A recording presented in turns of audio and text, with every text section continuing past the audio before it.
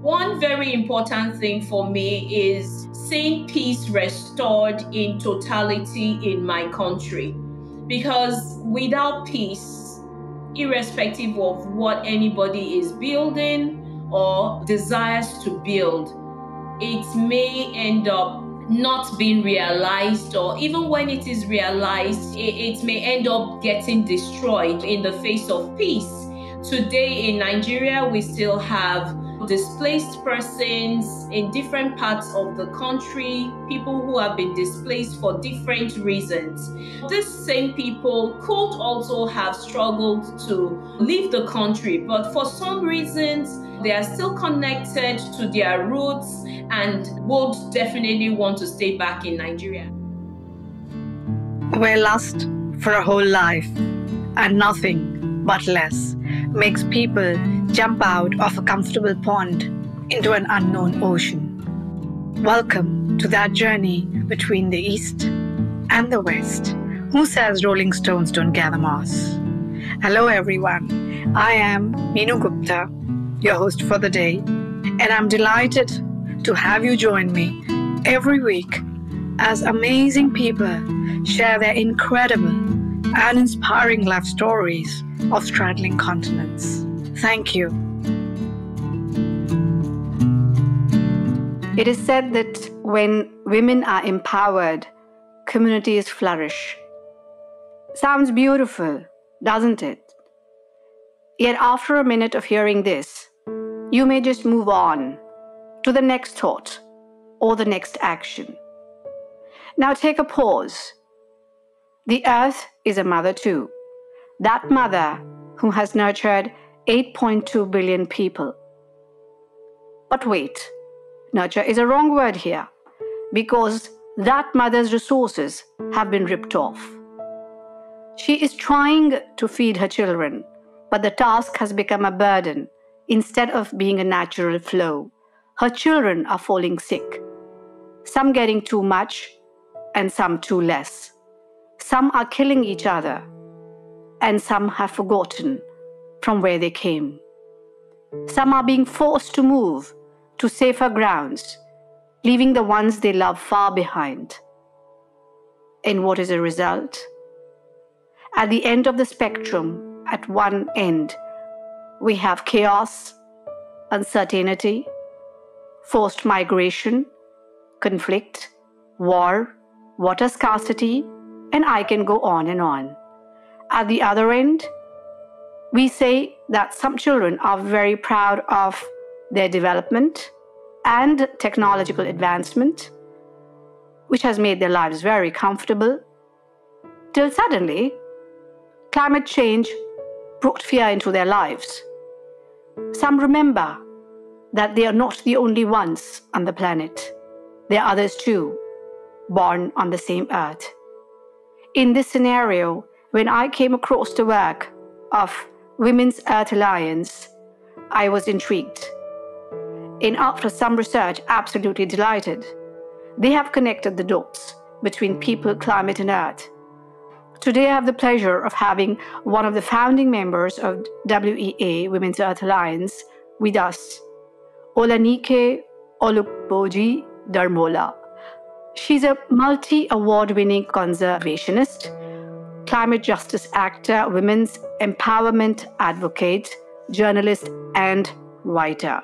She's a founder and program director of the Women's Initiative for Sustainable Environment, WISE, a non-profit organization that promotes environmental sustainability and empowers women to become environmental stewards, climate actors, and peace builders. In 2006, she was one of the founding members of the Women's Earth Alliance. Thank you, Olanike, for joining me today. Thank you for having me. Do share a little about your early life and why you do what you do. Thank you so much, Meenu, for having me. I'm so excited about this opportunity. It's always empowering, uplifting to talk about my work and to talk about the realities on the ground. and the bits that we have continued to do to change the narrative and to make the world a better place, coming from the angle of, addressing some of the many challenges that we have on our planet today because man has continued to live in disharmony with nature.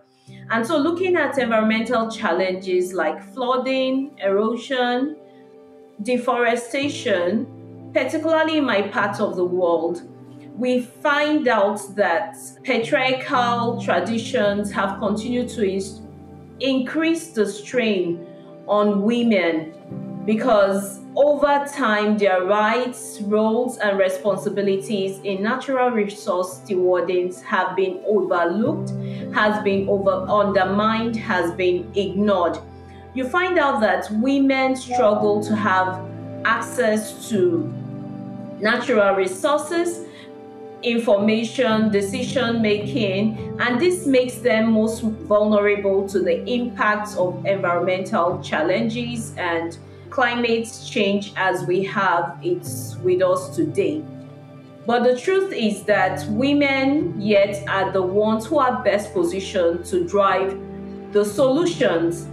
And so looking at my life and tracing it back to how this all began, as a child, as I'd observed women who will be carrying heavy containers of water on their heads, traveling long distances. And as a child, I always wondered, where are they coming from and where are they going to? Because for me, as a child, I grew up having direct access to water. I didn't have to go anywhere to go fetch water. All I needed to do was turn on the tap and get water for myself. And then each time I saw people throw things around, litter the environment, it always got to me, and I always felt that someday I should be able to talk to these adults. I should be able to tell people why this is wrong, because what we give back to our environment is what we get back. I don't know why that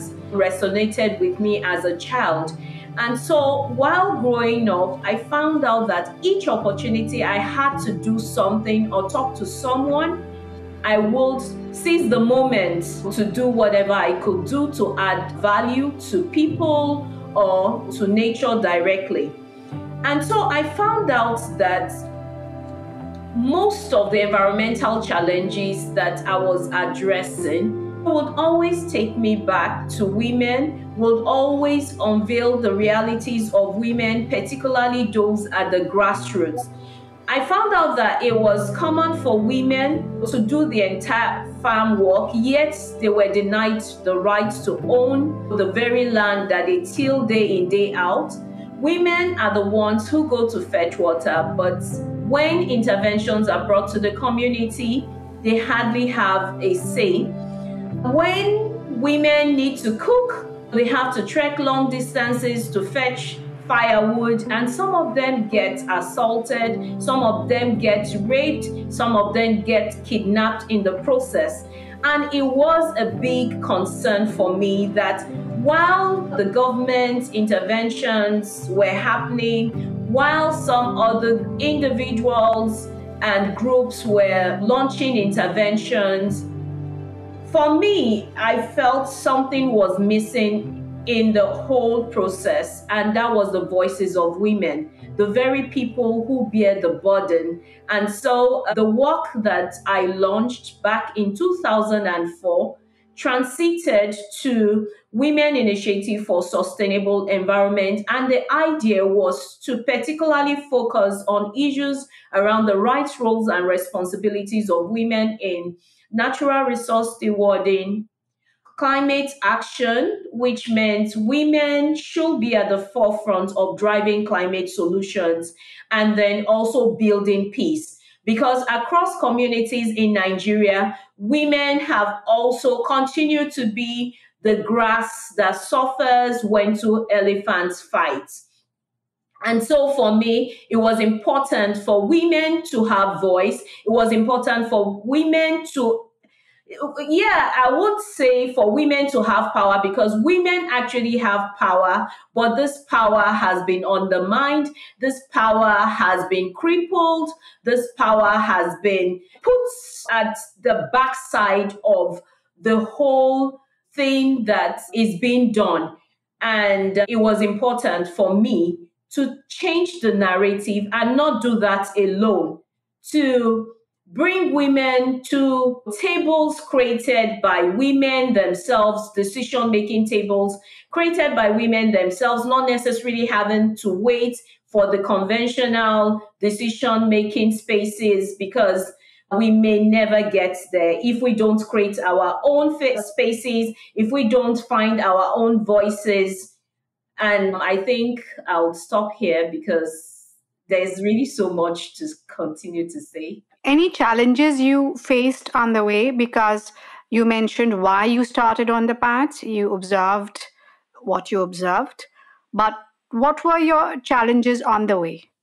So, very good question. And I like to share an experience. One of the times I found myself in a bank, and I didn't realize a male was standing beside me. And as I filled the bank forms and wrote Women Initiative for Sustainable Environment, I just heard him say to me, "Oh, we're going to create Men Initiative for Sustainable Environment." I said, "No, that is not the idea.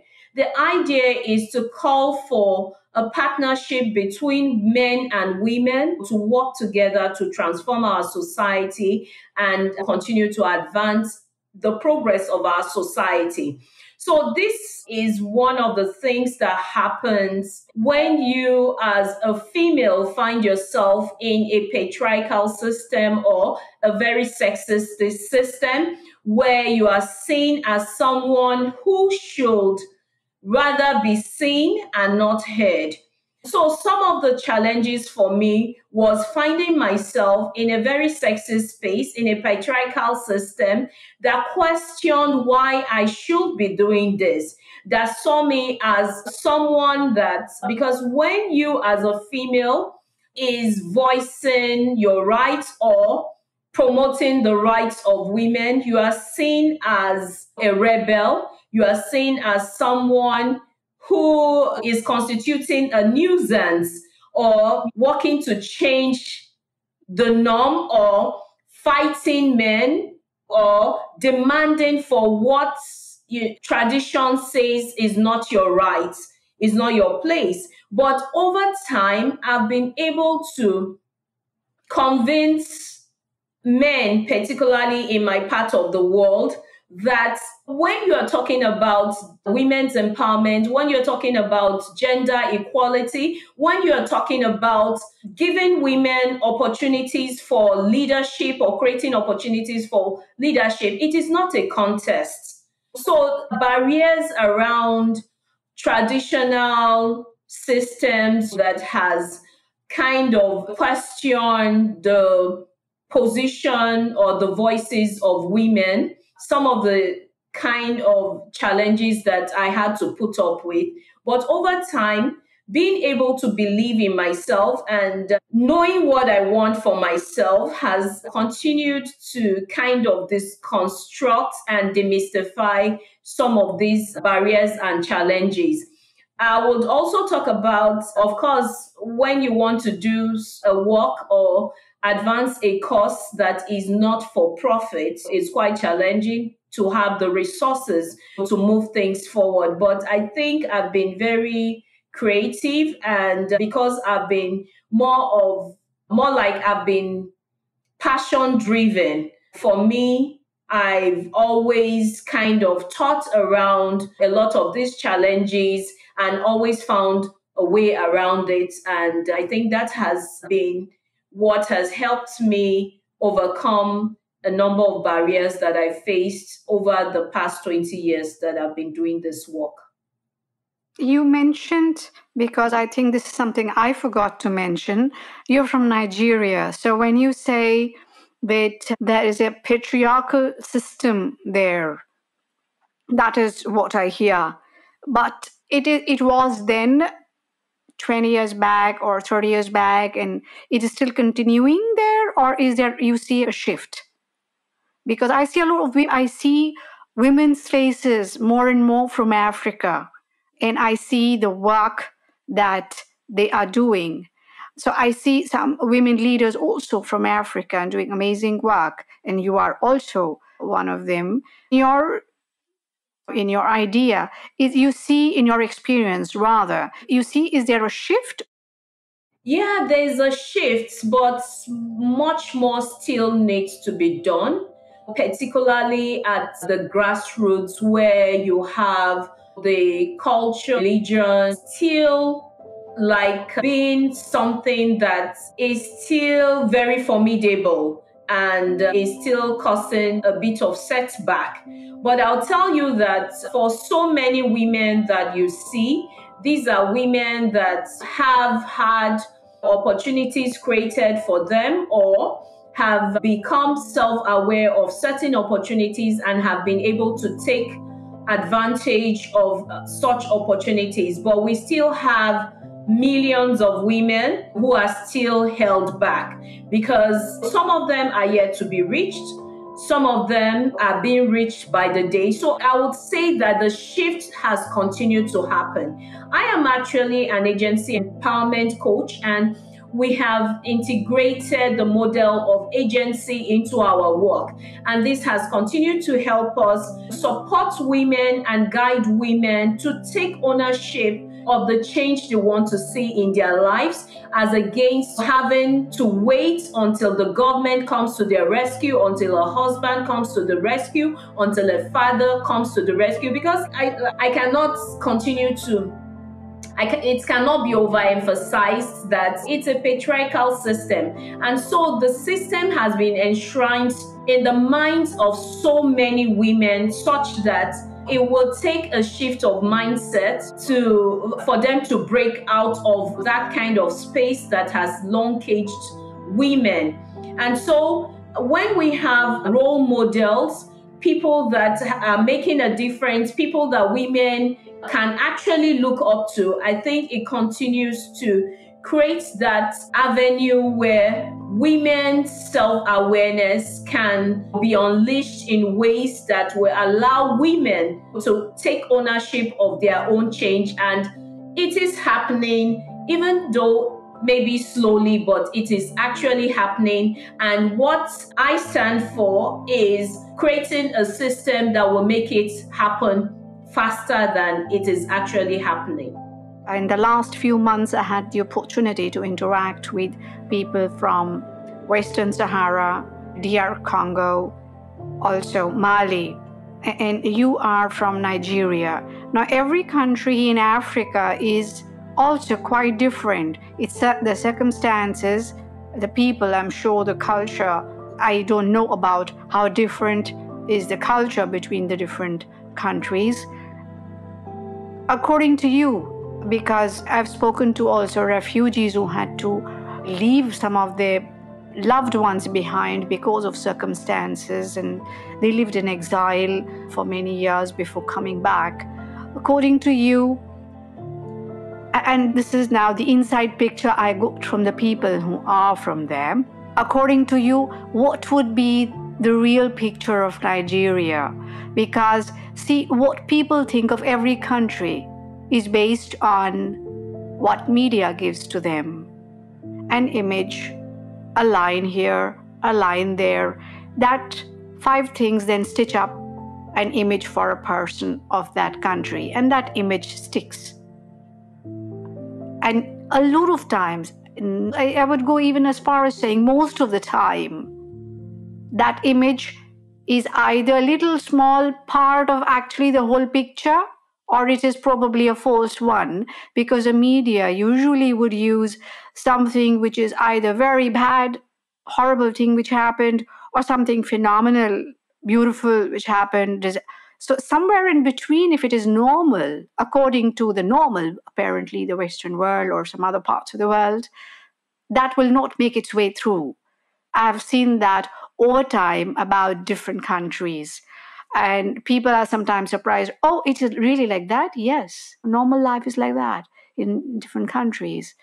So do share a little bit about Nigeria so that it gives a bit of a perspective to the audience from where you are coming.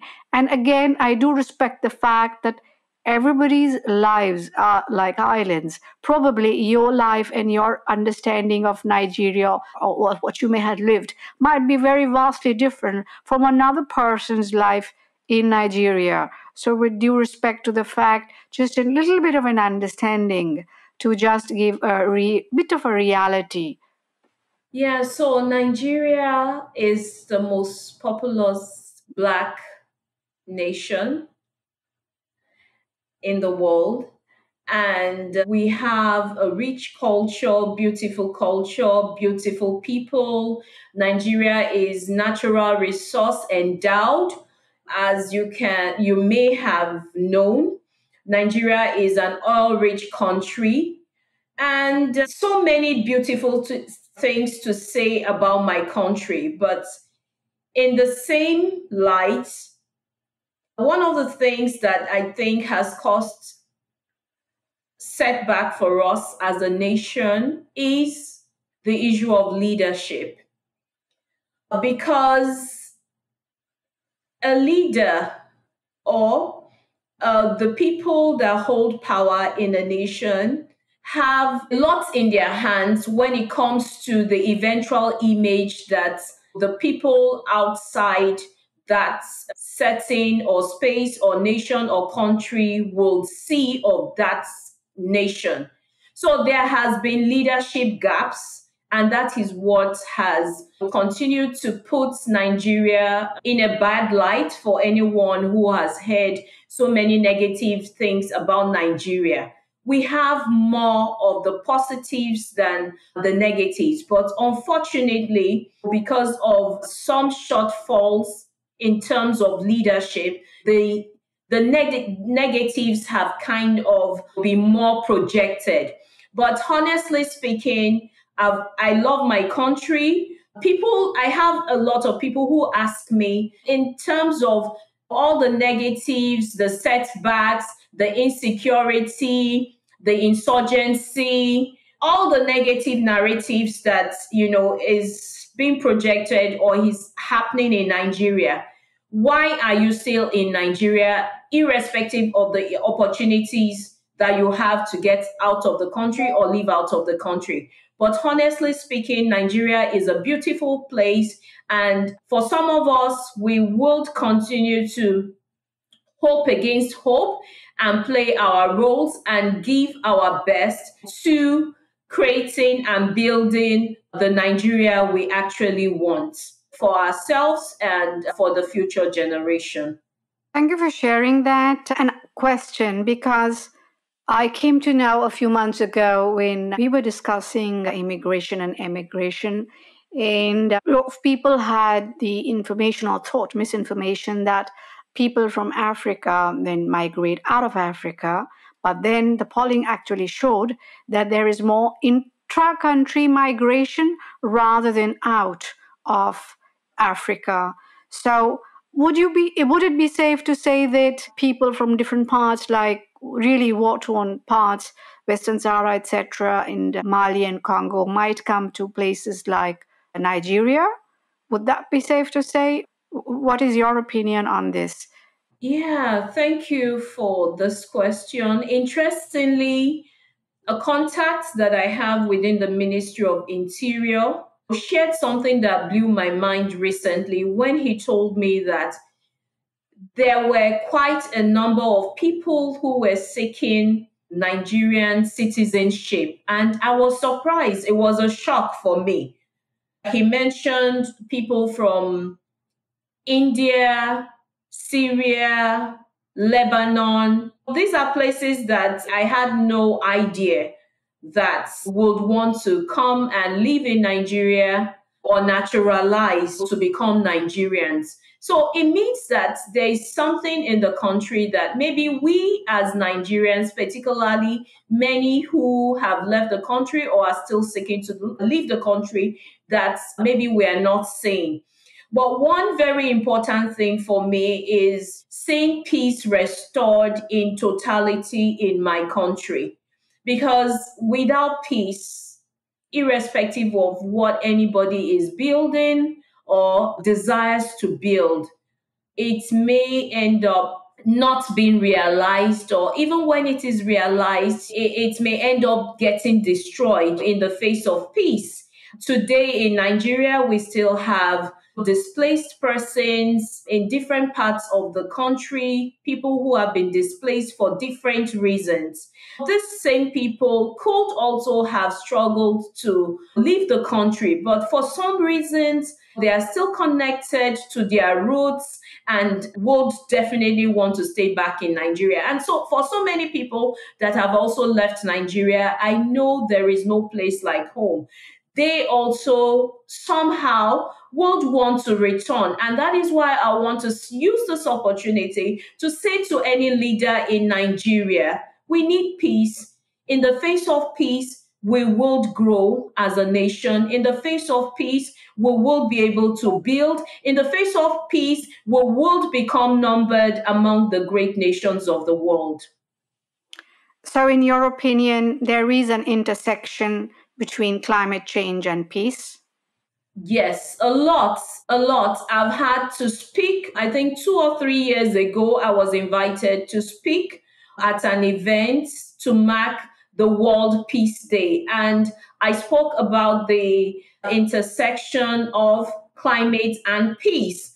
Because in Nigeria, the natural resource is something that has continued to lead to violent conflicts, lead to a lot of issues around the insecurity that has become the lot in many parts of the nation. So I've heard about certain places in Nigeria that are natural resource endowed, and you find out that the violent conflicts that has continued to evolve has not been quelled and has continued to lead to the displacement or killings of the indigenous people in those parts of the country. So there is a lot in terms of the intersectionality between climate and peace. And do you feel, because I know that you mentioned that it was a patriarchal system, that means you don't feel so much and so often seen, heard, and acknowledged, right? Yeah, for me, because I grew up with a father who believed in me, believed in my work, supported everything that I wanted to do in as much as it was something that was positive and progressive. I also have a man in my life, my husband, who believes in my work and has allowed me to be visible, allowed me to for my voice to be heard, has not tried to trample on that or put me at the backside of nowhere. He has allowed me to find expression and all that. So I think this for me is something that I would love to see happen for every woman in Nigeria. And for some, I cannot say it's everyone that the patriarchal system has put at the backside.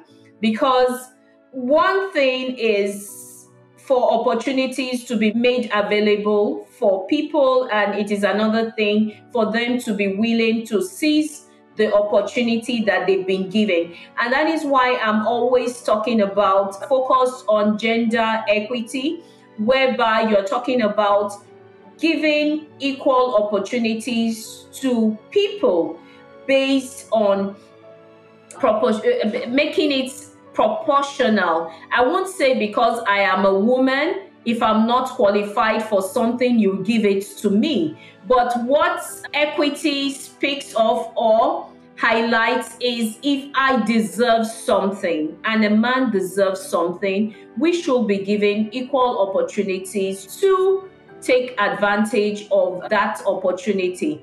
And so for every woman in Nigeria, the right, the power to change the narrative lies in our hands. We cannot continue to sing the song that we have been marginalized. that is a long expired narrative. The world has continued to advance in ways that is creating equal opportunities for everyone. So also, if the opportunities are not available, I think every human is endowed with the power to also create opportunities for themselves. You mentioned about the women. Do you think that the youth in Nigeria feel seen, heard, and acknowledged? Yeah, I think for the generations after me, Yeah. I was born in 1974. So, in my understanding, I belong to the X generation. So, when I'm talking about the generation Y, generation Z, generation millennials, and generation alpha, they have access to technology. Some of us didn't have these opportunities. Like when I was in school, the opportunity I had with technology is this is a CPU, this is a central processing unit, this is a keyboard. But now the younger generation have access to technology that is giving them opportunity to find expression for those who are channeling technology positively. You find out that it's easier these days for people to mobilize using technology. It's easier for people to communicate using technology. And quite a number of young people in Nigeria have access to these tools. And if you may be aware of there was this big rally that happened in Nigeria, the anti-SARS rally that happened. It was driven by young people. And then we've had other campaigns that are youth-led, and I've continued to see a lot of inspiring things that are driven by young people in Nigeria. I think young people are seizing the opportunities, particularly that is being made available through access to technology. Interesting how in that space the lives of youth and their circumstances are so different, because when I spoke to, as I mentioned, the youth in the other parts of Africa, they are not being seen, they don't feel that they are being seen, heard, and acknowledged. Their circumstances are, of course, also then very different. So sometimes one wonders how circumstances shape the lives of people living so close, because though it is the African continent, which is really very big, but yet they are still countries staying not that far from each other, and how the lives completely very different lives. Now coming back to climate, the chief of parties. Sorry, Mino, can I say something about that? Please go ahead. Over time, people have a wrong mindset where they feel every other person but themselves should address an issue. So a lot of young people, I've continued to see the shift happening in my country, and that's why I mentioned access to technology. I think in the times that we are in across the world, technology is making a big difference. And I think everybody in different parts of the world can use that platform, that tool, the tool of technology, to become visible and to become heard. Because what I think maybe a lot of young people, I'm sure we still have some of such young people in my country, and now talking about other parts of Africa, what some of them are waiting for is that conventional seat of power, maybe being in government. Some are waiting to be in government before they will feel heard. No. From your own little space, you can start something.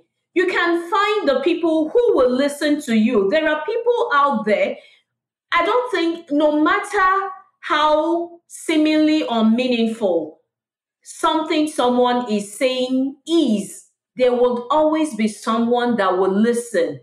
There are people that will listen, and I think what those young people need to do is to start speaking right from within the spaces where they were, because they are.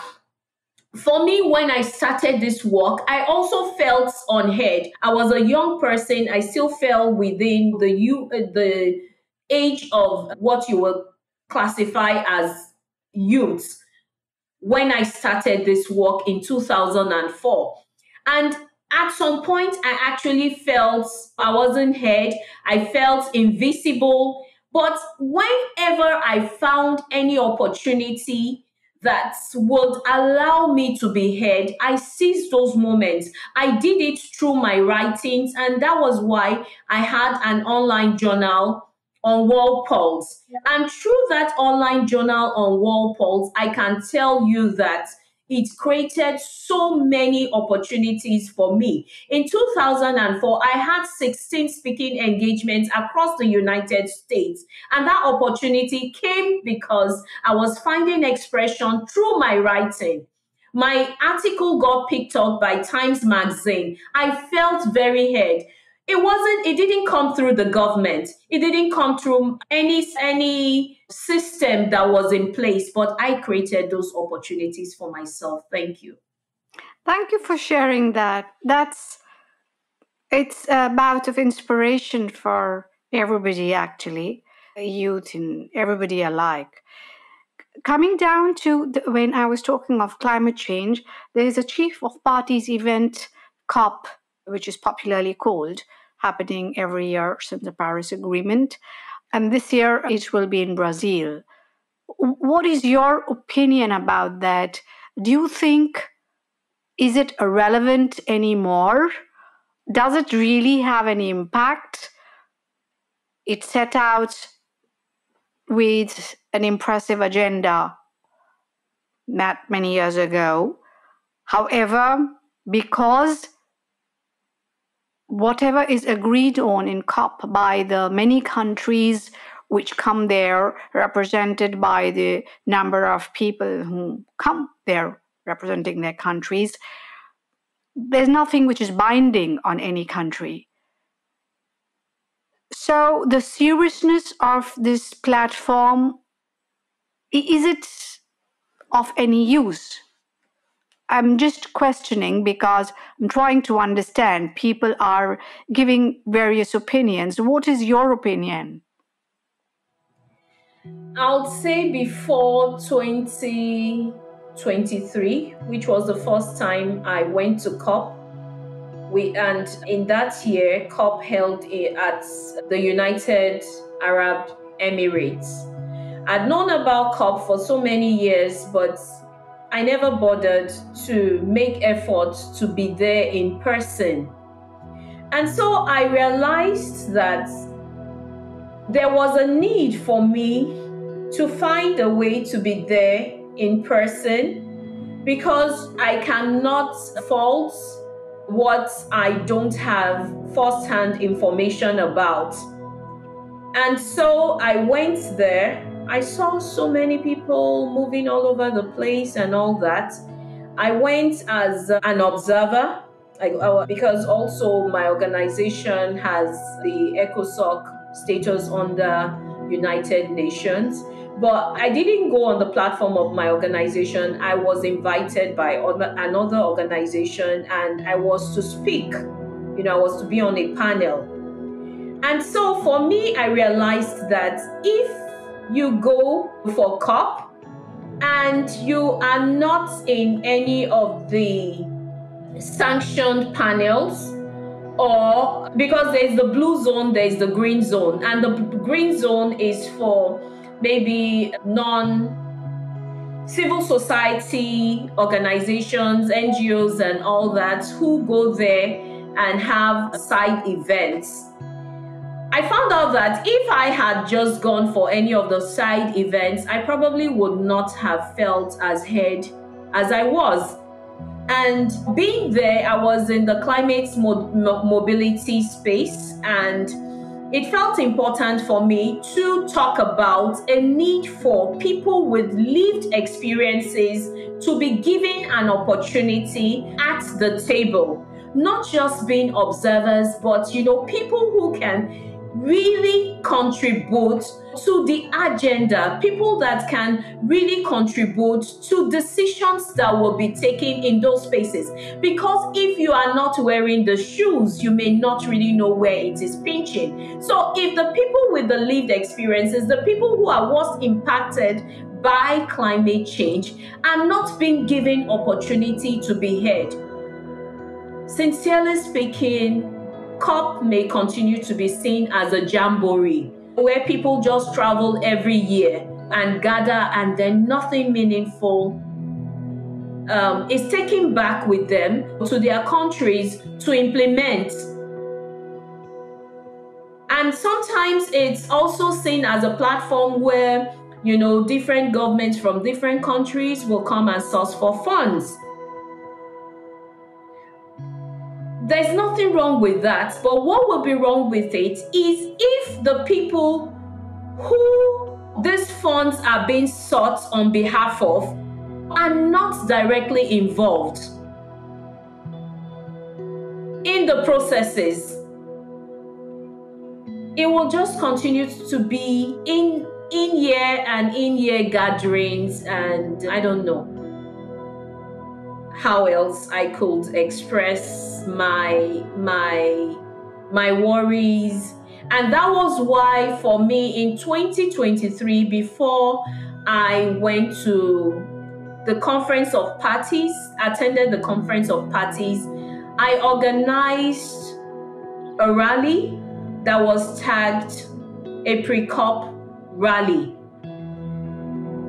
And interestingly, in my part of Nigeria, so many women had no idea that such a meeting holds every year. This is the highest decision-making body and level of meeting around climate change. And the people who are being impacted, you hear every year that women are the worst impacted, women are disproportionately impacted. How many of these women are privileged to be in those spaces or are given opportunity to be in those spaces, or their voices are actually represented in those spaces? So a lot of these things, people are not even aware, generally speaking, not just even the women that we say are disproportionately affected by the effects of climate change. Not too many people know that there is such a meeting holding, and the decisions that are taken or not taken at those high-level meetings directly and indirectly impacts everyone in the world. That's very interesting. Thank you for sharing your candid thoughts on that and your experience. Found that actually very interesting, fairly similar to what I was thinking, but even much more.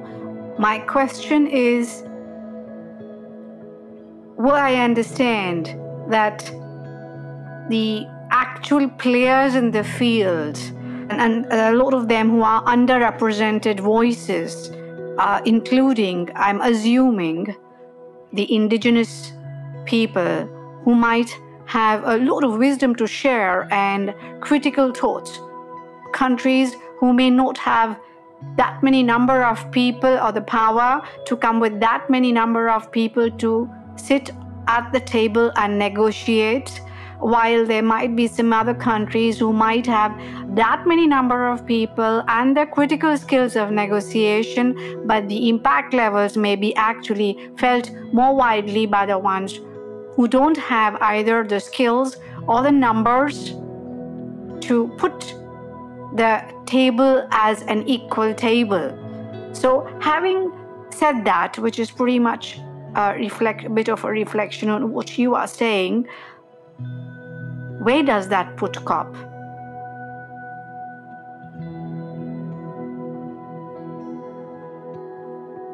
Because the world looks at COP as a place to be and for climate change. But I am saying, I'm sitting here and saying, but climate change is not an isolated thing, guys and girls and ladies and gentlemen and youth out there.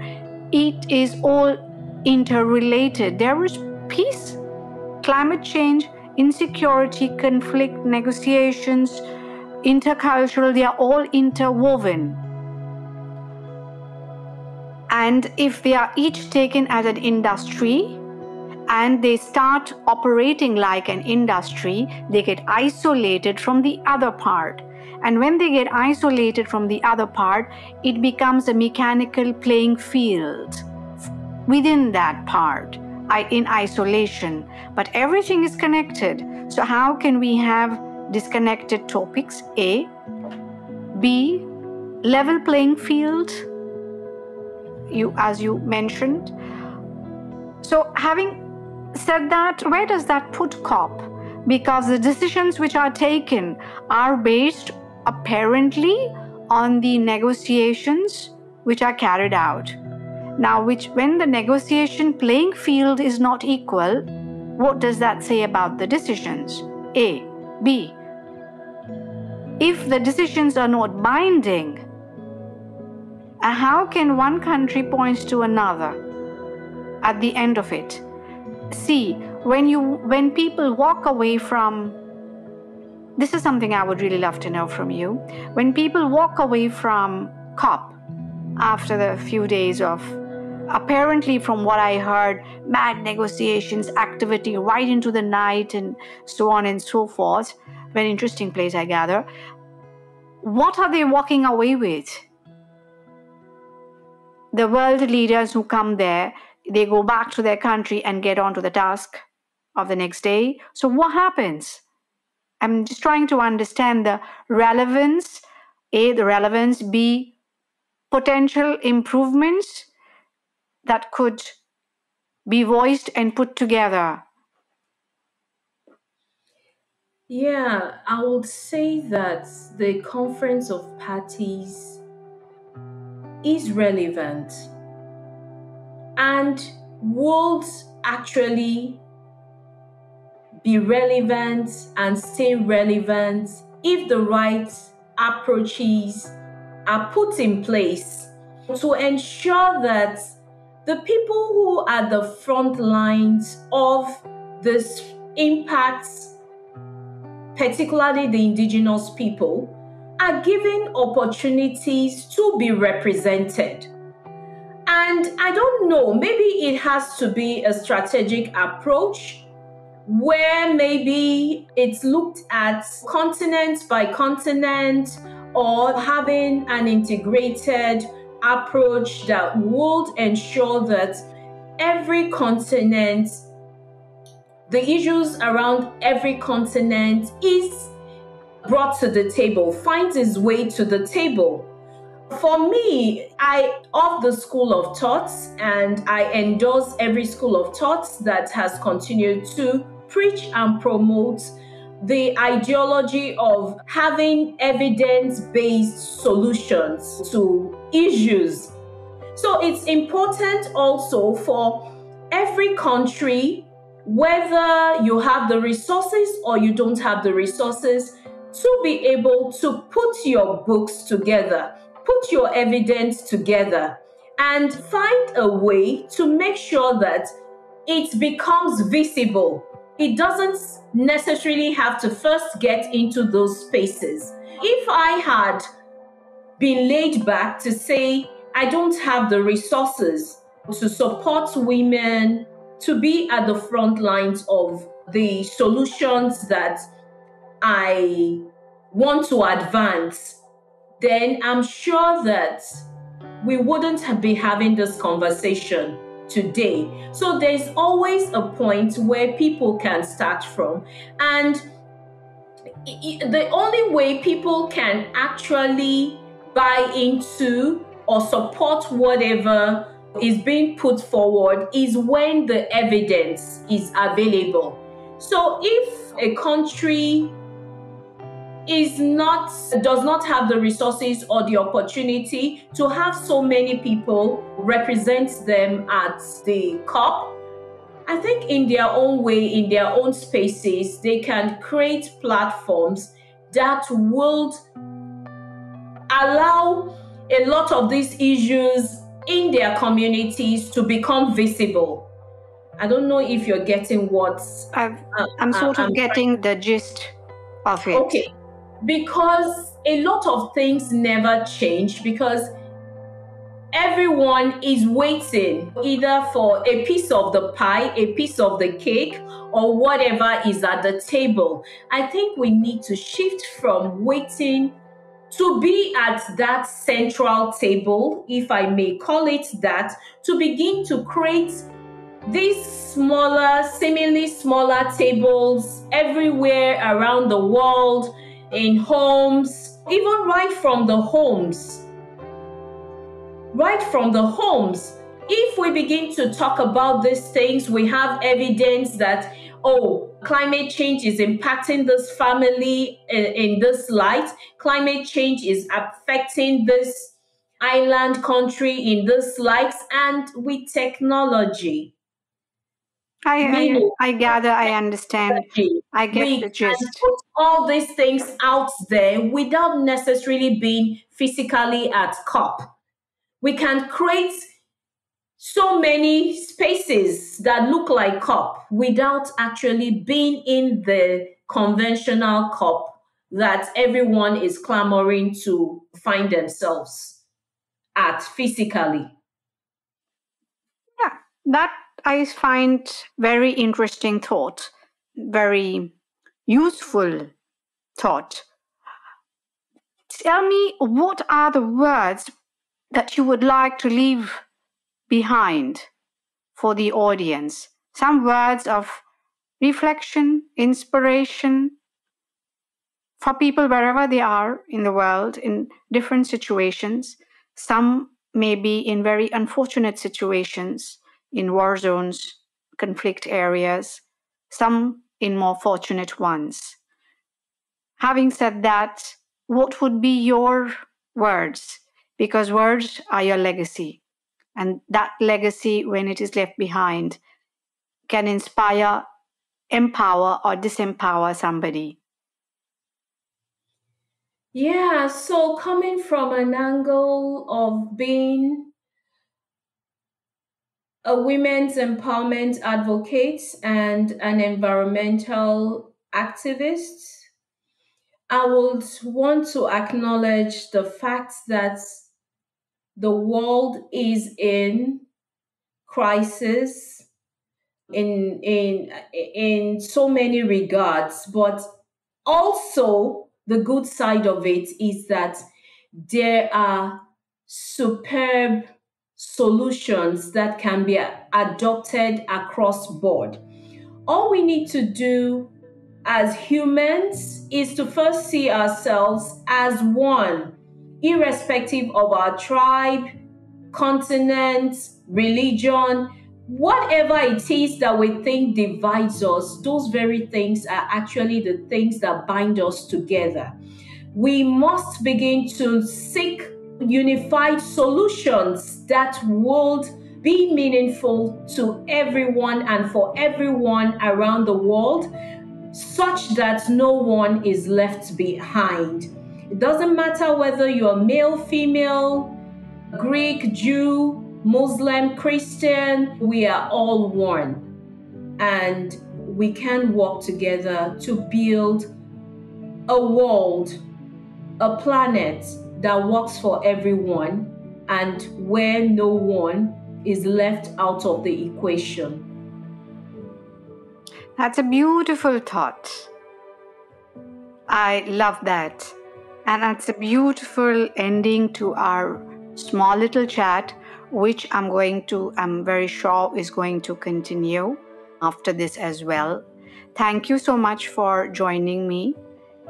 And I look forward to hearing more of and seeing more of the changes, small little changes, big ones. Any change is a change. Thank you. Thank you so much, Mino. It's been very meaningful, very encouraging for me, very inspiring questions from you. I sincerely appreciate the opportunity to have this conversation with you, because it has also helped me to realize that yes, there's much work to be done, and definitely I must continue to do the bit I can and also support others in ways possible to do their parts. With all my support. Thank you. Thank you so much.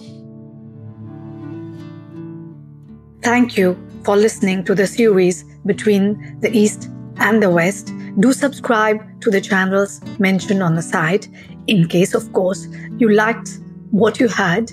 I am Meenu Gupta, the host of the series, and I'll be looking forward to your comments. We love feedback. Thank you once again. Namaste and bye-bye.